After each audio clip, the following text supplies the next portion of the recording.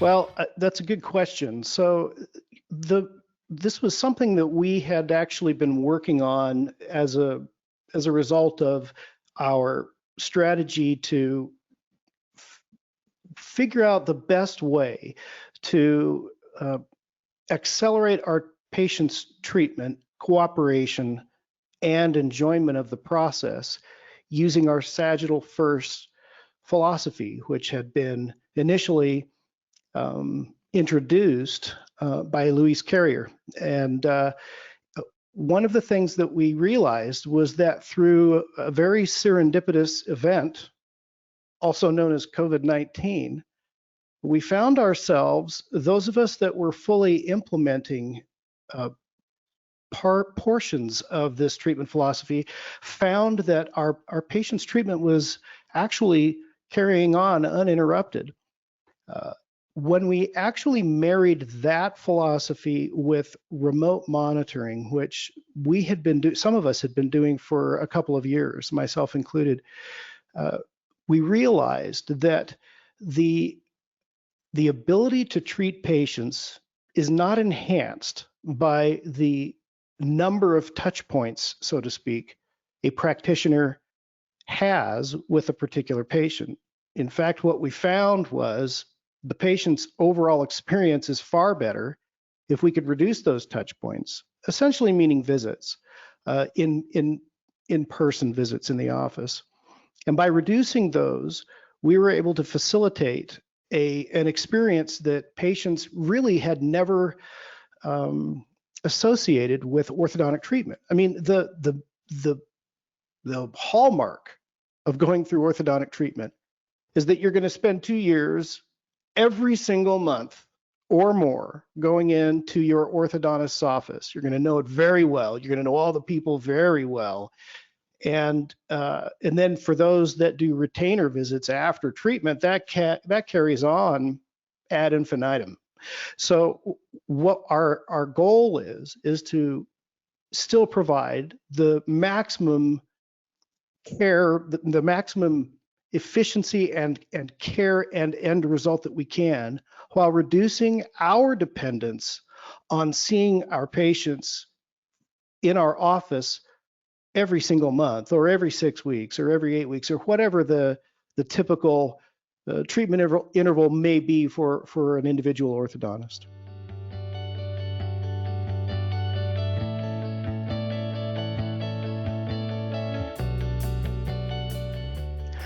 Well, essentially, any time that I have a patient that's either class 3 or class 2, so I guess you could say any patient that's not class 1, whether they're going to be treated with braces or they're going to be treated with clear aligners, if they're going to be in an early phase of treatment or if they're going to be just a full comprehensive case, I always initiate my sagittal correction at the very beginning of treatment.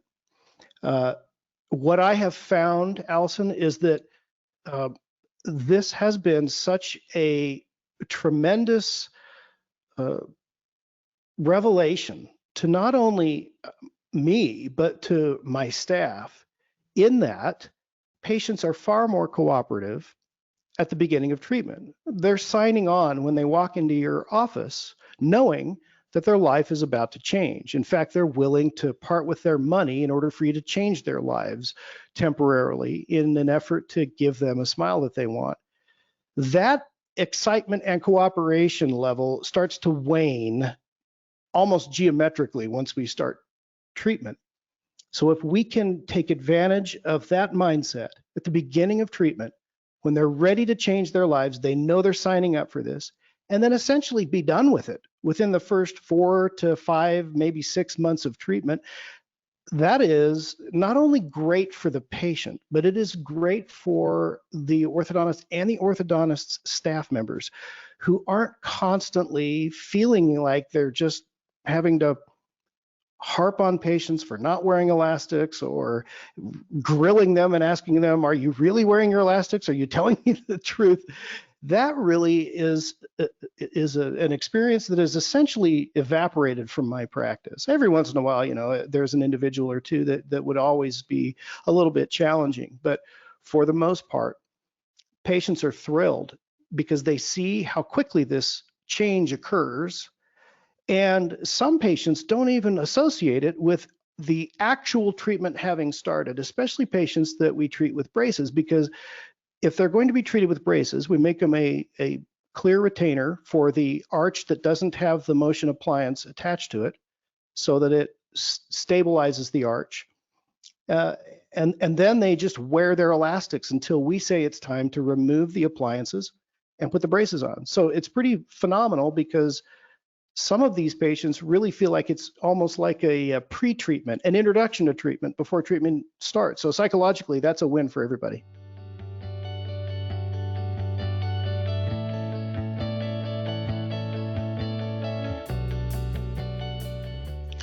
So I'm going to be very honest with you, Allison. I haven't been doing it long enough to really be able to give you an honest answer to that. What I can tell you is what my initial impression is. Let me give you a real world example that happened on Tuesday of this week. I typically see around 55 patients a day. That's an average day for me by design. It didn't used to be that way. I used to see over 110 a day and realized that I needed to change that quality of life factor. So about 55 patients a day is an average day for us. Well, we've implemented our remote monitoring technology about 3 months ago. Maybe we're going on 4 months now. Well, on Tuesday, we had 32 patients, yet our consult column was completely full. Now, if we had 32 patients and no consults, then I would worry that some bad headline about my practice had made it to the Salt Lake Press or something. I would wonder what is possibly going on here. But knowing that it hadn't affected the consultation column, what that was showing me is that we are now starting to see what a minimum touch orthodontic philosophy can do for a practice, opening up a large number of availabilities for patients to be seen. I know of an orthodontist who will remain nameless because I don't have permission from him to share his name, that had a practice profile that was very similar to mine as far as the number of patients seen, the number of staff, things like that. He's been really doing this minimum touch approach full bore for I don't know how long, but much longer than me. He has reduced the number of working chairs in his office to 2 with 2 staff members because he doesn't need the others because they're all being approached with this minimum approach philosophy. That's not my goal. I don't anticipate that happening to me, and I don't really want, that's not why I'm doing it. But what I am seeing is that it really is making a fundamental change in the way that we conceptualize the course of a patient's treatment.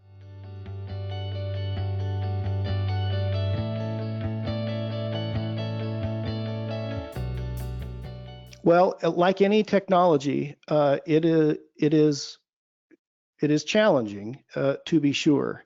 And the actual technology itself is not hard at all. I mean, it essentially, I'm using dental monitoring, and it is essentially a plastic box with a set of lights in it that the patient's phone slides into. And then there's a set of cheek retractors we give the patients that have magnets on them that connect by magnets to this box that's holding the phone so that the view is the same every time. And then it's a very quick onboarding for the patient. The hardest part about it is figuring out how you're actually going to start seeing these patients, because I had been doing dental monitoring for about 2.5 years. I was the first practice in Utah to use it, but I was not using it on even half of my patients. We decided, like I said, about 4 months ago to use this system for every single patient in our practice, including observation patients. And so that is a complete paradigm shift. And what I mean by that is, who's going to be seeing these patients now? Which staff members are going to be responsible for pulling up the dashboard and following a particular patient? How does that translate to me interfacing with the patient. And that is honestly the part that was the most foreign to us. And I think we've got it now. I mean, it's actually working out really well. We've assigned our assistants to the patient that they onboard, and they stay with that patient throughout the course of their entire treatment. And it's important to realize that these are actual visits almost. So we have to really send the message to our patients that you can't miss your scans. This isn't just a fun technology. This is your visit. And if you don't show up for your visit, that's going to have a real impact on the course of your treatment. And so that's probably the thing, the messaging is probably the thing that has been the most challenging for us. But I'll tell you that now that we're doing it, patients, they love it. I'm not speaking specifically about the brand dental monitoring, but what they love is the idea that we are actually seeing their progress more and they're seeing us less. And they love that because they understand that through the assistance of artificial intelligence and machine learning, we are all working together to keep a very close eye on their treatment progress. And we don't set appointments in my practice anymore. We reach out to our patients when it's appropriate to. And I initially thought that we would have pushback, that patients would feel like, well, what am I paying for here? I could just do this with sort of a do-it-yourself ortho. That is not at all how patients perceive it. They understand that we are tracking them much closer than we would be if we were seeing them every 4 to 6 weeks. They appreciate it. And they also appreciate the fact that we respect their time and not just make up a capricious appointment visit because we just figured that 4 to 6 weeks is the best one for our schedule. So you need to fit into that. We actually just need them to come in when we need them to come in. And we tell them what they're going to need to tell the front desk when they call. I need to get more aligners, or I need to see the doctor because he asked me to come in for this particular visit. So it's been a real adventure for us. Now, I'm going to just say that I had the benefit, and my staff had the benefit of being very familiar with dental monitoring. Like I said, we'd been doing it for a couple of years, and then we went all in. I don't know how it would have gone if we were completely unfamiliar with dental monitoring and then went all in. I don't know. I can't speak to that. It would be obviously more challenging than it was for us because we knew the logistics. We just didn't know how to implement it on a scale like we've done.